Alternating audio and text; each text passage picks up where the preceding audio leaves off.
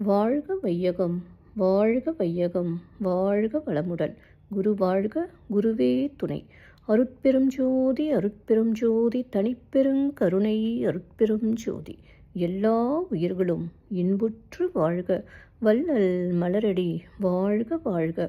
வாழ்க வளமுடன். ஆன்மநேய அன்பர்கள் அனைவருக்கும் என் அன்பான வணக்கத்தை தெரிவித்துக் கொள்கிறேன். இன்று நாம் இன்பத்து பாலில் புலவி என்ற அதிகாரத்தில் உள்ள 5வது குறளுக்கு சன்மார்க்க விளக்கம் காண இருக்கின்றோம். வாருங்கள் அன்பர்களே. அதிகாரம் புலவி. குறள் 1305.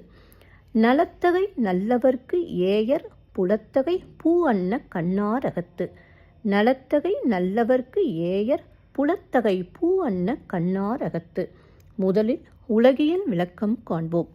நல்ல பண்புகள் அமைந்த நல்ல ஆடவருக்கு அழகு மலர் போன்ற கண்களையுடைய மகளிரின் நெஞ்சம் விளையும் ஊடலின் சிறப்பே ஆகும். இப்பொழுது சன்மார்க்க விளக்கத்தை காண்போம்.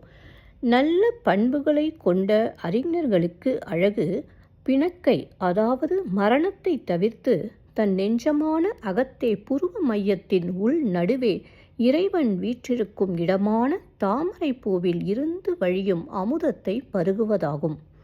மீண்டும் ஒரு முறை கூறுகிறேன்.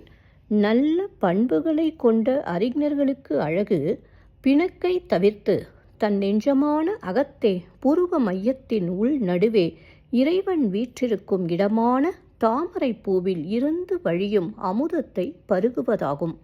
நன்றி அன்பர்களே. மீண்டும் அடுத்த பதிவில் உங்களை சந்திக்கும் வரை உங்களிடமிருந்து விடைபெறுவது திருமதி பாரதி சேகர். வாழ்க வளமுடன்.